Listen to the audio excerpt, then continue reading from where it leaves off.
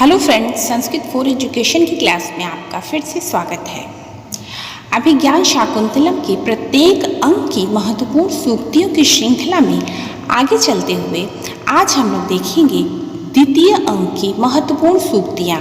इससे पहले की वीडियो में हमने प्रथम अंक की महत्वपूर्ण सूक्तियों को देखा था। आज हम लोग द्वितीय अंक की महत्वपूर्ण सूक्तियों को देखेंगे जो परीक्षा की दृष्टि से बहुत ही महत्वपूर्ण होते हैं। आइए आगे चलते हैं। द्वितीय अंक में कथा का प्रारंभ विदूषक के कथनों से होता है।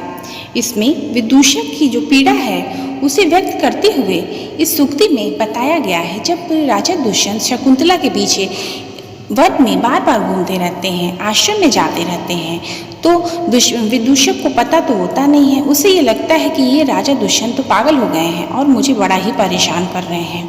उसी स्थिति में विदूषक कहता है गंडस्यो परिपिंडकः संवृत्तः, अर्थात विदूषक कहता है यह और फोड़ों पर फोड़ा हो गया, अर्थात इतनी विपत्तियां कम थी कि और विपत्तियां आ गई।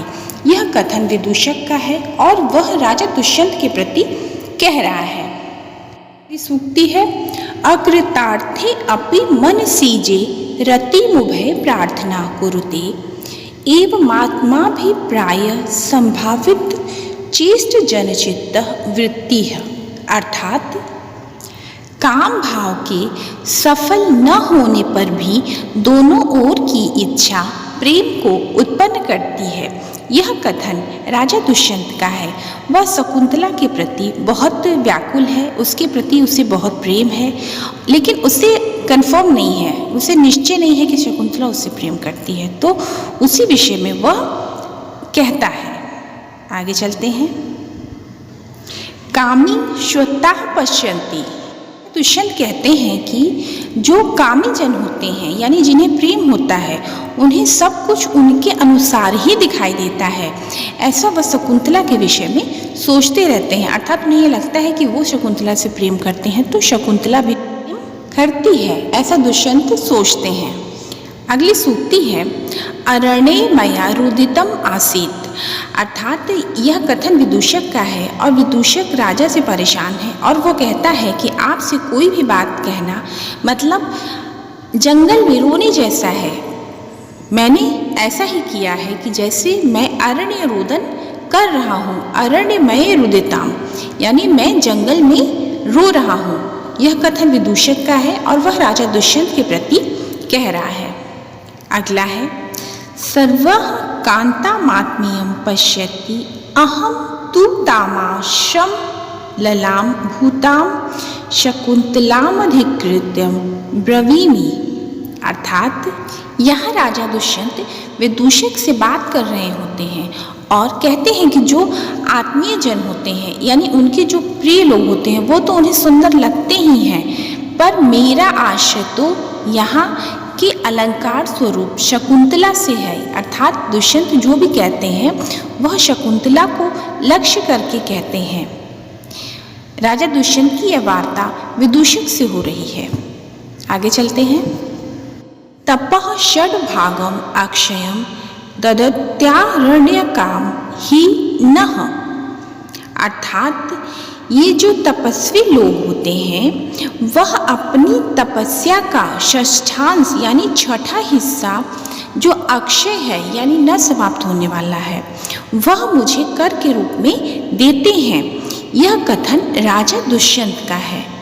वह तपस्वी के विषय में बताते हैं कि तपस्वी कर स्वरूप क्या देते हैं, तो वो बता रहे हैं कि वो जो अपनी तपस्या करते हैं उसका जो षष्ठांश है, छठा भाग है, जो अक्षय है, कभी नहीं समाप्त होने वाला है, वो राजा को देते हैं। आगे चलते हैं। अगला है आपन्ना भय सत्रेषु दीक्षिताः खलु पौरवाः, अर्थात यह कथन राजा दुष्यंत का है। जब वह दो तपस्वी राजा दुष्यंत के पास यह निवेदन करने आते हैं कि महर्षि कर्ण नहीं है तो आप हमारे आश्रम में रह के हम राक्षसों से या बुरी शक्तियों से हमारी रक्षा करें, उसी विषय में वो दोनों तपस्वी राजा से मिलते हैं और यह कथन है कि जो पुरुवंशी राजा है वह आपत्तियों से ग्रस्त लोगों को अभय दान दिए हुए हैं, यानी उन्हें अभय दान देने की दीक्षा लिए हुए हैं, यानी उनकी रक्षा का दायित्व उन्होंने ही उठाया है। यानी किन्होंने? राजा दुष्यंत ने। यह वो दोनों तपस्वी राजा दुष्यंत से कहते हैं। तो यह दो तपस्वियों का कथन है और राजा दुष्यंत के प्रति। आगे चलते हैं। त्रिशंकु रिवांतराह तिष्ठ, यह कथन विदूषक का है और वह कहता है दुष्यंत के ऊपर नाराज होते हुए वह कहता है कि आप त्रिशंकु की तरह ही अटके रहिए। यह कथन विदूषक का है और राजा दुष्यंत के प्रति वह कह रहा है। आइए आगे चलते हैं। अब हम लोग तृतीय अंक की महत्वपूर्ण सूक्तियों को देखेंगे। इसमें है विकारं खलु परमार्थम तत्व अज्ञत्वा अनावरंभ प्रतिकारस्य, अर्थात यहाँ पे जब दुष्यंत से प्रेम के कारण शकुंतला की अवस्था बहुत खराब हो गई है, वह बड़े ही दयनीय अवस्था में पहुँच गई है, तो उस परिस्थिति में उसकी सखी अनसुईया उससे कहती है कि रोग को बिना ठीक जाने उसकी चिकित्सा प्रारंभ करना संभव नहीं है। अर्थात तुम्हें क्या हुआ है, जब तक तुम यह नहीं बताओगी हम कैसे समझ पाएंगे। यह कथन अनसुईया का है और वह शकुंतला से कहती है। आइए आगे चलते हैं। स्निग्ध जन संविभक्तम ही दुखम सहवेदनम भवति, यह कथन अनसुईया और प्रियंवदा दोनों का है, यानी दोनों ही शकुंतला को संबोधित करते हुए कहती हैं कि तुम्हें क्या कष्ट है वह हमें बताओ, क्योंकि प्रियजनों में बटा हुआ जो दुख होता है वह सहय होता है, यानी कोई दुख हो तो उसे बांट के सहा जा सकता है। यदि तुम अपनी बात हमसे बताओगी तो तुम्हारे दुख का कोई न कोई निवारण अवश्य होगा। यह शकुंतला की सखियां प्रियंवदा और अनसुईया कह रही हैं। आगे चलते हैं। सागर मुंजित्वा सह कारण अंतरेण अति मुक्त लताम, यह प्रियंवदा का कथन है। वह शकुंतला को संबोधित करते हुए कहती है कि बड़ी नदी हमेशा समुद्र को छोड़ करके और कहाँ जाएगी, यानी वह शकुंतला और दुष्यंत के प्रेम के विषय में प्रियंवदा कहती है कि नदी हमेशा समुद्र में ही जाती है। ठीक उसी तरह से तुम्हारा यानी शकुंतला का प्रेम दुष्यंत से ही हो सकता है, यानी बड़े व्यक्ति से, क्योंकि आम को छोड़ के और कौन माधवी लता को सहारा दे सकता है। आगे चलते हैं। लभेत्वा प्रार्थयितां न वाम श्रियं श्याम दुरापः कथमिव सतो भवेत्, अर्थात राजा दुष्यंत का कथन है और वह शकुंतला के विषय में कह रहे हैं कि प्रार्थी व्यक्ति लक्ष्मी को पाए या न पाए यह तो निश्चय नहीं होता है, पर लक्ष्मी द्वारा किसी व्यक्ति को चाहा जाए तो वह दुर्लभ नहीं होता है। ऐसा दुष्यंत शकुंतला को लेके ऐसे विचार को व्यक्त कर रहे हैं। आगे चलते हैं।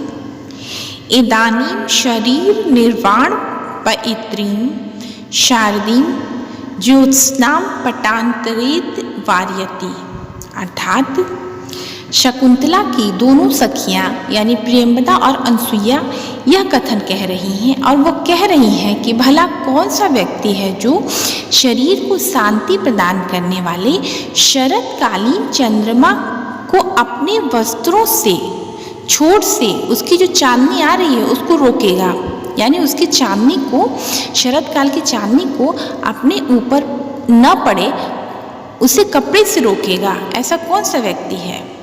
अर्थात ऐसा कोई भी व्यक्ति नहीं है जो शरदकालीन चंद्रमा की कांति को रोकना चाहेगा। आगे चलते हैं।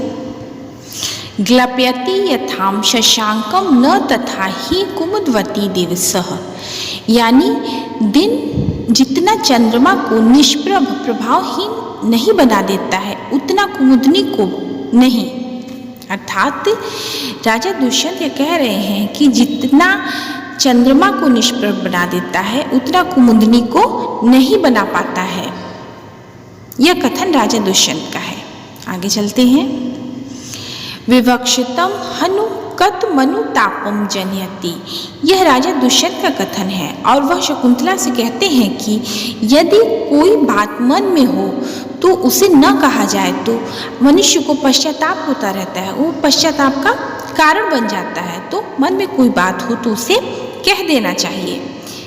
अगला है आपन्नस्य विषय निवासिनो जनस्यार्तिम हरेण राज्ञम भवितव्यमित एषाम वो धर्मः, अर्थात यह कथन प्रियंवदा का है। यह वो कहती है कि यह आप राजाओं का कर्तव्य है कि वह अपने राज्य के अंदर रहने वाले आपत्तिग्रस्त व्यक्तियों की आपत्ति को यानी उनकी समस्याओं को दूर करें। यह प्रियंवदा का कथन राजा दुष्यंत को संबोधित करके कहा गया है।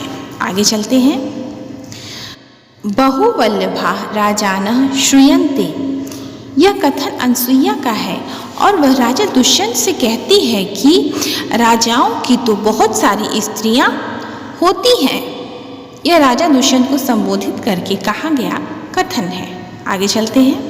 तार्थ सिद्धेयः, यह कथन राजा दुष्यंत का है और राजा दुष्यंत कहते हैं कि अभीष्ट वस्तुओं की प्राप्ति यानी जो आपको इच्छित है, जो आप चाहते हैं, ऐसी वस्तुओं की प्राप्ति विघ्नों के द्वारा ही होती है, सरलता से नहीं हो पाती है।